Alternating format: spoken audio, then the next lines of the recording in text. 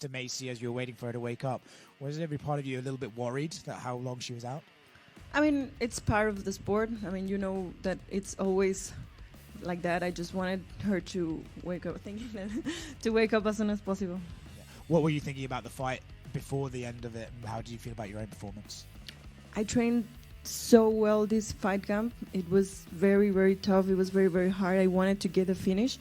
Of course, my jiu-jitsu game was the first point I wanted. I wanted to finish her. But of course, my boxing is always there, and I'm super glad that it worked. Do you feel like you finished her with the punch or with the choke? Which one do you think you finished her with? I mean, I think it was both. I think it was both. Congratulations. Thanks. Maycee's never been finished before, and obviously you believe in your ground game and your stand-up. As we saw, you ended up dropping her there. Did you honestly expect to finish her that quickly? That was pretty impressive.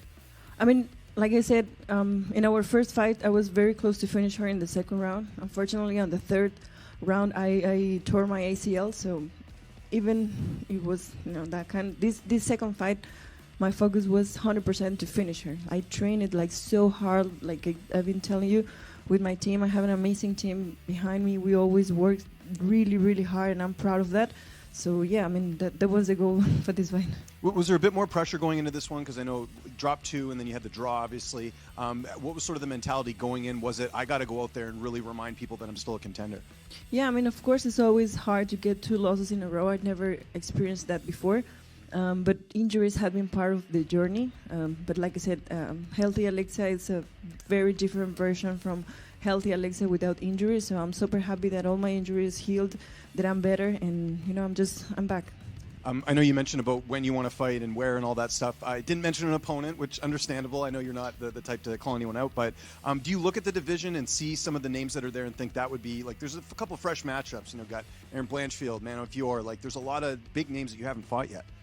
I mean, like I always say, I just wait for the matchmaker to tell me when and who, but something that I would love is that the UFC can come to Guadalajara to bring Noche UFC to Guadalajara. That event started with me, so I would love to truly will mean the world to me to bring the best MMA event to my city where I grew up, where I train every single day. So hopefully it can happen this September in Guadalajara. Have you checked your phone yet? Because that clip was like everywhere. It's viral. Like everyone's talking about it. I'm sure you felt that too after getting the finish. No, not yet, because I was doing a few of media and other things, but can't wait to see that. I wanted to see. My coaches showed me, and I'm so glad. I mean, it was a very hard teamwork. I love my team. Like I said, we've been working so hard for this, and yeah. Okay, there you go. And just last one for me. How do you celebrate after such a big win like this tonight? Pizza. Do you want to take a bite? Want to take a bite right now? Oh, please, yes. I'm so hungry. Just Finally. take your time. One quick one for me. When we spoke during Media Week, we talked about Valentina Shevchenko. Obviously, you have a lot of history. Quadrilogies in the sport are very rare, but do you feel with that type of performance, you've put yourself back in that discussion to fight Valentina again for the title? I mean, that will mean the world to me, and a dream comes true. Of course, it will. I'd love to. I mean, I don't know how many fights I need to be on the talking for being a contender again. So I'll do my job, and I'll continue training. I don't know how many wins to be in a championship fight, but that's the goal again. And if you had if you have a message for Maycee, obviously you were very emotional in the octagon with her. Words for her. No, I'm just. I hope that she gets healed as soon as possible, and she can come back as she always goes stronger. Thanks. At the press conference, I asked you if you were looking for a submission or if you wanted to get a finish with your fists, and it looks like you did both. But I guess describe to me when you saw her going down, what made you want to lock up that choke instead of following with more strikes?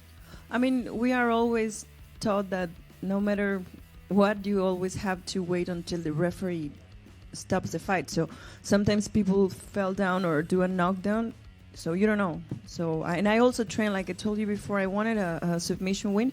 So we trained this back take again and again and again. So I saw the opportunity and I just jumped and just waited for the referee. Congrats. Thank you.